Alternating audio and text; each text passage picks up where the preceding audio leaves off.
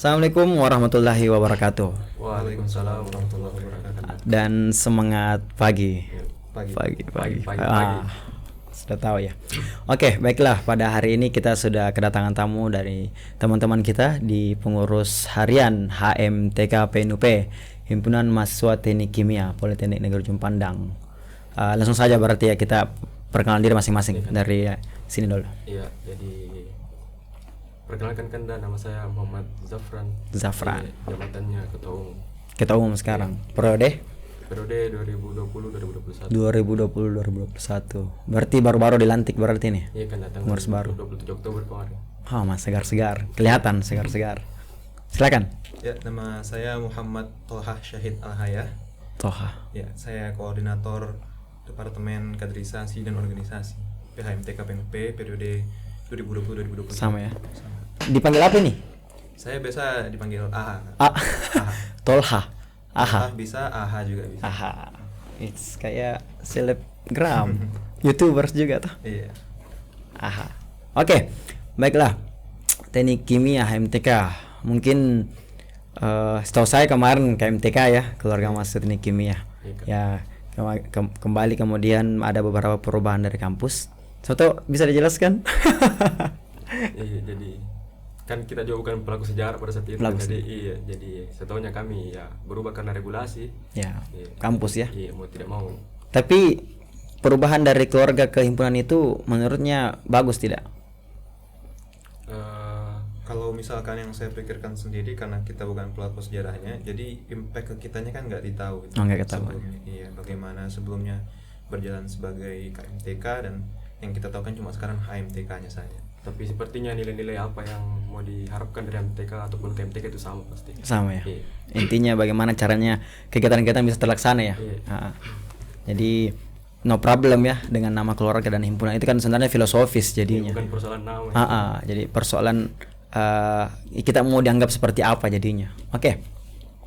Baiklah, ini kan pengurus-pengurus baru berarti deh. Bagaimana kalau jelaskan dulu apa-apa program kerjanya untuk setahun ke depan? Secara umum dulu. Ya. Jadi program kerjanya ini Kak, saya rasa kalau himpunan kan pasti berulang di program kerjanya. Jadi yang paling pengaderan, terus ini ada chemical engineering Olimpik Kak. Olimpik. Lomba kimia untuk tingkat SMA sederajat Sulawesi Selatan. Iya, terus ada juga kayak kunjungan industri begitu Kak. Industrinya kemana biasanya selama ini kunjungan industri? Kalau nggak salah periode 2 tahun lalu itu di PLTU Jeneponto. Wah, PLTU Jeneponto. Kayak industri-industri Kak. Yang menerapkan proses kimia. Proses. Oke. Itu tadi secara umum. Tidak ada lagi tambahan program kerjanya? Seni mungkin, olahraga. Ya itu Kak, program kerja yang kecil. Yang besar ya kayak begitu tadi Kak. Ayo chemical engineering care Kak, CEC. Ya itu pengabdian Baksos masyarakat. berarti. Iya, baksos atau lebih bahasa umumnya. Kalau di posisi pengkaderan sendiri, apa kira-kira model pengkaderan yang akan diterapkan ke depannya? Kan ke depannya insya Allah sudah tidak ada corona ya. Karena mungkin tahun ini kita terbatasi oleh berbagai macam problem, terutama COVID-19. Kira-kira apa nanti proses kaderisasi, bagaimana cara teman-teman di HMTK sendiri itu menggait mahasiswa-mahasiswa untuk masuk ke himpunan? Ya, tentunya kalau misalkan usaha dan upaya yang kami lakukan, kita melihat dari yang tahun-tahun sebelumnya, karena kan tahun-tahun sebelumnya juga tidak ada yang namanya corona waktu tahun-tahun sebelumnya. Dan juga ya seperti saya yang selalu katakan kepada teman-teman saya dan juga kepada adik-adik kelas saya, HMTK ini yang kami lakukan tentunya adalah sebuah kebaikan. Yang kami bagikan juga adalah hal-hal yang bersifat ilmu dan pengalaman yang bisa kami sampaikan. Jadi untuk bentuk-bentuk pengadarannya itu sendiri, kalau misalkan untuk sebelum pengadaran formalnya, itu kami melakukan seperti kajian, bedah buku dan segala macamnya, yang bersifat mendukung penalaran dari mahasiswa sendiri. Kemudian kalau misalkan untuk pengadaran formalnya itu kita namanya licin. Oh, kira licin. Ya, licin itu suatu proses di teknik kimia itu sendiri. Nah, licin ini kepanjangannya itu Leadership of Chemical Engineering. Nah ini filosofis juga iya, akronimnya ya. Iya. Nah karena memang semua kegiatan-kegiatan kami insya Allah itu biasa kita padukan sama apa-apa yang berproses sama teknik kimia. Kembali ke bidangnya masing-masing berarti ya. Kembali ke bidang kimia ya, semua proses-proses pengadarannya harus ya, mengena dengan bidang itu sendiri. Jadi sudah ada ancang-ancang berarti ini untuk proses pengkaderannya, leachingnya ini sudah ada. Kalau proses ancang-ancang insya Allah sudah ada. Sudah ada ya. Oh, kalau boleh tahu model pengkaderan dari kampus sendiri itu sudah keluar tidak?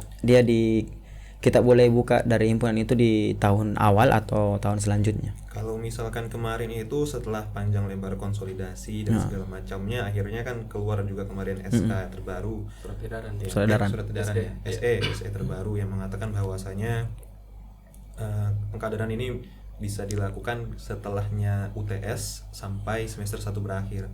Kan berarti di semester awal berarti. Sebelum-sebelumnya kan biasa di semester genapnya, tapi sekarang dimajukan semuanya ke semester awal semuanya. Tapi itu bersama dengan UKM atau beda? Beda. Oh, beda ya. Ya. Karena memang problemnya di sini kalau kita lihat ya seharusnya sendiri berpendapat bahwa yang paling pertama harus mengkader itu himpunan. Karena rumahnya mahasiswa itu di himpunan sebenarnya. Nanti baru UKM untuk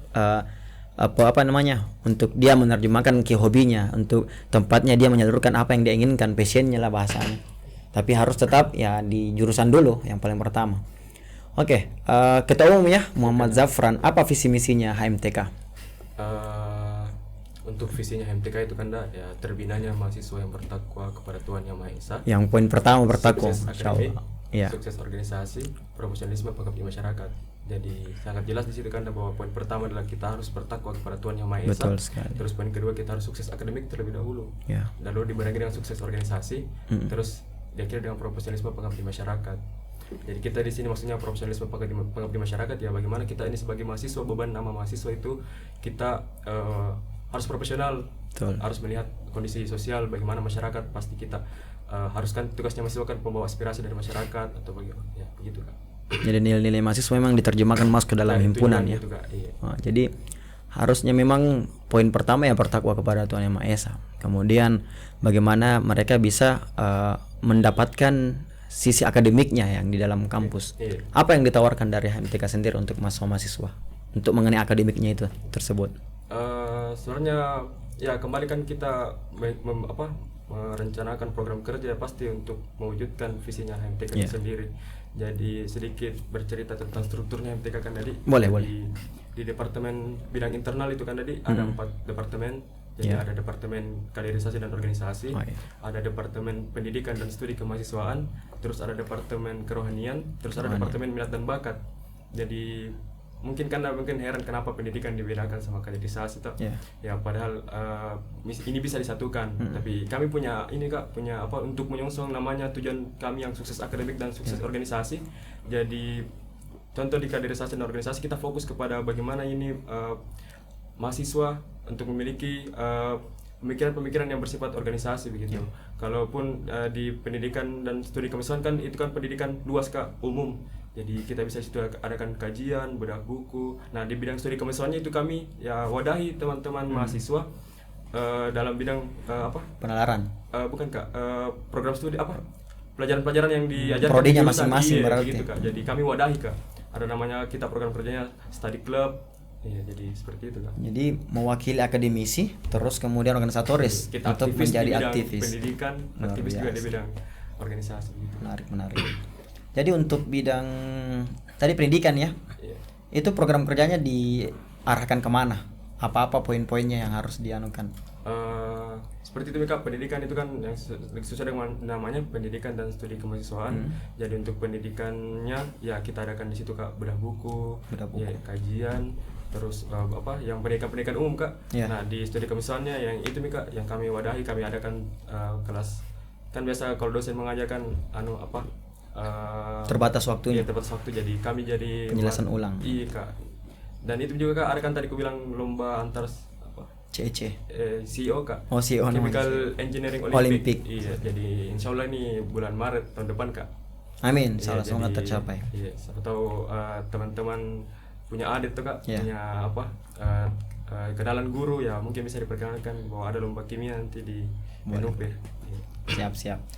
Oke, jadi itu tadi output dari bidang pendidikan dan studi kemahasiswaan. Itu kira-kira tidak bertabrakan sama bidang pengkaderan, kaderisasi dan organisasi. Iya, kalau misalkan kami sendiri tidak bertabrakan, Kak.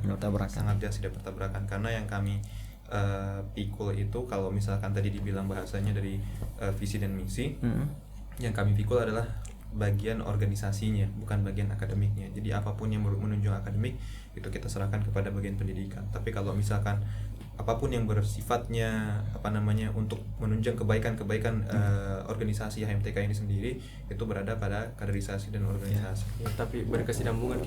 Ya. Kemudian nanti saling mengisi. Ya, Saling. sangat betul. Tapi kan setahu saya ya, sepengalaman saya bahwa yang paling awal untuk bersentuh dengan mahasiswa itu di proses kaderisasi. Iya. Atau apa memang bersamaan dengan pendidikan? Ya, kalau misalkan untuk proses kemabanya itu pasti kaderisasi dan organisasi. Iya. Karena kan kaderisasi dan organisasi ini adalah pilar utama dari sebuah organisasi. Kalau misalkan kita bilang inti dari salah satu nilai utama dari organisasi itu atau suatu hal yang paling utama dalam organisasi itu adalah kadernya. Nah, bagaimana cara kita mendapatkan kader, yaitu dengan mencari calon kader. Nah, ini kita dapatkan dari mahasiswa yang paling baru ini sendiri. Makanya kegiatan-kegiatan yang memang diperuntukkan kepada mahasiswa baru itu dia lebih ke kaderisasi dan organisasi. Tapi kalau misalkan seperti yang tadi, kayak apapun yang menunjang bagian pendidikan, itu kita serahkan kepada pendidikan. Tapi saat ini apa tidak pernah merasa bahwa regulasi atau aturan-aturan di kampus itu mengganggu proses kaderisasi yang sebelumnya mungkin, karena kan yang sudah terasakan toh? Kalau misalkan saya sendiri agak sedikit terganggu. Kayak misalkan kita nggak bisa bertemu sama adik-adik secara langsung dan segala macamnya, karena kan nilai-nilai yang ingin kita tanamkan itu jadi agak sulit untuk ditanamkan kepada adik-adik. Itu yang sangat sulit untuk dilakukan sampai sekarang karena regulasi-regulasi yang berlaku. Tapi semenjak adanya SE kan dia tidak apa-apa, biasa aja gitu. Artinya memang mungkin pemahaman dari kampus yang perlu kita sama-sama duduk bersama ya, sama-sama kita duduk untuk pemahaman bahwa sebenarnya memang proses kaderisasi itu bukan sebuah mimpi buruk buat adik-adik kita. Melalui situ ya caranya bagaimana kita bisa membentuk, karena pasti tujuan dari himpunan adalah membentuk kader-kader yang terbaik, bukan membentuk kader-kader yang buruk. Jadi kalau memang kemudian kampus menahan dengan berbagai alasan, ya kita harus sampaikan, dan pihak kampus harus mengerti juga dengan apa kondisi kita ya. Baiklah, Ketua Umum mungkin saya tanyakan dari seluruh bidang-bidang ini, apakah memang bisa menjadi daya tarik buat mahasiswa baru nanti kemudian untuk bergabung di HMTK? Ya, jadi kalau dibilang daya tarik kan ya tentunya kami juga berusaha untuk bagaimana menciptakan program kerja yang sangat baik begitu kan, sangat mendukung yang bagaimana dengan tujuannya kita yang tadi yang saya sebutkan.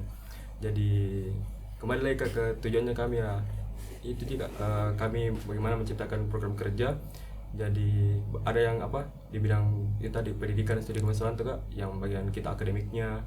Di sini kita mau pahamkan bagaimana caranya ini, bahwa akademik dan organisasi bukan satu hal yang harus dipisah, tapi harus berjalan bersama-sama begitu Kak. Benar sekali. Di strukturnya ini ada kah? Penasihatnya begitu? Iya, di strukturnya kami ada DKP namanya Kak, Dewan Konsultatif Pengurus. Tapi apa fungsinya mereka di HMTK itu sendiri? Dari namanya saja Kak, konsultatif. Jadi tempatnya kami berkonsultasi sekaligus mengawasi kinerjanya kami Kak, pengurus. Jadi memang ada dewan yang bertugas untuk berkonsultasi ya, untuk menjadi tempat, berarti garisnya ini koordinasi atau komando Kak, koordinasi. Itu dari mana diambilnya? Apanya Kak? Orang-orangnya ini dari dia pengurus tahun berapa atau bebas siapa saja bisa, mungkin masih seangkatan dengan kalian? Kalau di HMTK itu sendiri ya kami mengambil DKP itu dari demisioner pengurus. Demisioner pengurus. Iya. Contohnya kami kan periode 2020-2021. Jadi kami bisa mengambil demisioner dari periode 2019-2020 Kak. Oh, tapi 1 tahun di atasnya saja. Sebelumnya enggak bisa. Iya, 1 periode sebelumnya. 1 periode sebelumnya saja. Berarti Kemudian yang jadi dewan penasihat itu konsultan itu ya dari satu angkatan yang sebelumnya yang memang betul-betul pernah merasakan bagaimana rasanya di pengurus himpunan. Oke, jadi bagaimana selama tidak bisa ya sebelum masih kalian jadi pengurus ya. Bagaimana peran-perannya peran-perannya dosen, peran-perannya pihak kampus dalam setiap kegiatan-kegiatan HMTK? Apa memang ada yang perlu disampaikan atau semua sudah berada di porsinya masing-masing? Kalau dari kami sendiri tuh Kak, sampai saat ini belum ada yang kayak kita distir atau apa, ya belum ada juga. Tapi itu lagi mungkin karena ini situasi lagi pandemi Kak, seperti tadi yang dibilang saudara di samping saya, katanya terbatas tuh Kak. Ya mungkin juga wajar ya, mungkin ada dasarnya tuh Kak, mungkin dilarang kita berkumpul atau apa. Jadi mungkin juga dosen khawatir begitu tadi. Jadi kami juga sampai saat ini masih menjalin hubungan yang baik Kak. Alhamdulillah. Artinya pembatasan memang beralasan jadi. Iya, ada kita dasarnya. Betul. Apa kegiatannya selanjutnya? Mungkin bisa disampaikan sama adik-adik ini yang kan sekarang masih belum resmi jadi anggota ya, angkatan 2020 berarti. Iya. Ya, so mau ada penyampaian ajakan sama adik-adik silakan. Kalau misalkan di HMTK itu sudah resmi jadi anggota. Oh, sudah resmi. Cuma masih calon kader. Jadi seluruh mahasiswa sudah resmi jadi anggota HMTK, HMTK. Sudah jadi anggota. Semenjak namanya Kak terdaftar di jurusan. Ada KTM-nya dengan jurusan teknik kimia, dan terdaftar Kak sebagai anggota. Oh, itu sudah resmi ya? Sudah. Oh, berarti beda sama jurusan-jurusan lain ya. Iya. Yang butuh proses yang panjang untuk bisa jadi anggota. Tapi menarik. Iya. Artinya kemudian kader-kader yang terbentuk itu ya akhirnya bisa dipertanggungjawabkan berarti. Dengan atau bagaimana? Ya dengan apa tadi penjelasannya Kak, dengan terdaftarnya begitu Kak, mungkin secara legalitas memang dia terdaftar Kak, tapi tetap nanti ada proses-proses yang harus dia lewati. Proses apa itu pengkaderan? Ya, seperti yang saya tadi bilang, pengadilan kita itu leaching Leadership of Chemical Engineering, dan ini adalah proses yang memang harus dilakukan untuk menjadi kader itu sendiri. Kalau permasalahan langkah-langkah sebelumnya yang tadi saya bilang, ada bedah buku, kemudian ada kajian juga kita sampaikan ke mereka, pengumpulan juga walaupun online. Ya. Tapi kalau tidak ikut leaching berarti? Kalau tidak ikut leaching ya tidak jadi kader. Oh, jadi kader tapi masih tetap anggota. Oh, jadi anggota tapi tetap jadi Iya, tidak jadi Ya kan, kader. mungkin kita paham di anggota biasa, anggota penuh, Ya, anggota luar artinya biasa. Iya. ada kemudian status-status keanggotaannya Iya, berarti di ada situ. status keanggotaannya di Menarik, situ. menarik. Apa harapan-harapannya buat adik-adik yang mahasiswa baru nanti kemudian? Ya, kalau saya sendiri harapannya adalah supaya mereka selalu berproses, walaupun proses itu menyakitkan. Asik. Tapi kalau menurut kami, orang yang tidak mengikuti proses itu yang lebih menyakitkan lagi. Akhirnya dia akan mendapatkan dampak yang lebih menyakitkan. Iya. Menarik. Bagaimana untuk ketua umum? Apa pesan-pesannya buat adik-adik dan seluruh pengurus-pengurusnya yang baru saja dilantik? Mungkin saya kembali ke waktu saya maba tadi. Yeah. Jadi saya itu merasa takut karena first impressionnya mungkin seperti tadi kayak menyakitkan gitu kan. Betul. Tapi sebenarnya itu merupakan suatu proses yang teman-teman harus pahami secara mendalam. Bukan teman-teman harus apa yang teman-teman lihat itu yang teman-teman nilai, bukan, tapi teman-teman harus rasakan secara mendalam apa yang teman-teman telah dapatkan. Nah, di situ teman-teman akan terus berproses sehingga teman-teman nanti sesuai dengan apa yang visinya dari HMTK itu sendiri tadi seperti yang saya sebutkan. Jadi teman-teman jangan takut melangkah. Kalau dari saya, teman-teman jangan takut, teman-teman beranikan dirinya teman-teman untuk ikuti proses yang ada. Ya, insya Allah tujuan yang kami inginkan ya tercapai lah begitu Kak. Artinya jangan pernah takut untuk berproses. Iya. Karena 1000 langkah dimulai dari langkah pertama. Mantap. Ada kata mutiaranya mungkin sebelum kita tutup? Ya, kalau saya sendiri ini Kak, biasa itu orang takut berproses karena dia dalam proses apapun ya, apapun, karena dia sudah menikmati zona nyamannya. Betul. Nah, padahal sebenarnya kalau ada kutipan dari salah satu film yang saya tonton, nyaman itu adalah musuhnya dari sebuah progres. Bagus. Filosofis sekali itu. Filmnya apa? Atau bisa jadi referensi? The Greatest Showman. Ya. Filmnya siapa yang Wolverine itu? Jack Hughes. Wolverine. Kita mau apa? Kata mutiaranya atau pesan-pesan terakhirnya? Kata mutiara lah, pesan-pesan terakhir. Kayak sudah mau. Kalau mungkin kata-kata mutiara mungkin banyak nih Kak. Yang jadi penyemangat sampai maksudnya terlalu umum lah untuk kalau saya mungkin yang saya ingat itu waktu pelajaran PKN waktu SD itu kan John F Kennedy katakan jangan tanyakan apa yang negara lakukan pada kamu tuh, tapi pertanyakan apa yang kau sudah lakukan untuk negara. Tapi saya itu tanamkan di himpunan begitu. Betul. Jangan tanyakan apa himpunan sudah lakukan kepadamu, tapi apa yang kau bisa lakukan untuk himpunan. Karena teman-teman nanti akan melanjutkan estafet kepengurusan. Luar biasa, memang ketua umum memang luar biasa. Jadi terima kasih ketua umum dan koordinator pengkaderan HMTK. Banyak hal yang bisa kita pelajari dari pertemuan malam ini. Jadi mungkin teman-teman adik-adik mungkin yang masih mengenyam pendidikan di kampus atau yang masih mahasiswa baru lah. Jadi jangan pernah takut berproses, karena seperti dikatakan tadi, langkah 1000 langkah itu dimulai dari langkah pertama. Jadi jangan pernah takut berproses, karena orang yang sudah nyaman di apa yang mereka rasakan ini tidak bakalan bisa maju. Mereka tidak bakalan berprogres, mereka akan tetap dan stuck di situ. Dan kata tadi bahwa jangan pernah tanyakan apa yang himpunan dalam konteks ini berikan kepada kalian, tapi coba pertanyakan apa yang akan kalian lakukan kepada himpunan itu. Karena kalian adalah penentu besar dan membuminya itu himpunannya adalah kalian, orang-orang yang berproses dalam himpunan itu. Baiklah, terima kasih atas diskusi singkat ini. Sampai jumpa di podcast selanjutnya. Assalamualaikum. Waalaikumsalam warahmatullahi wabarakatuh.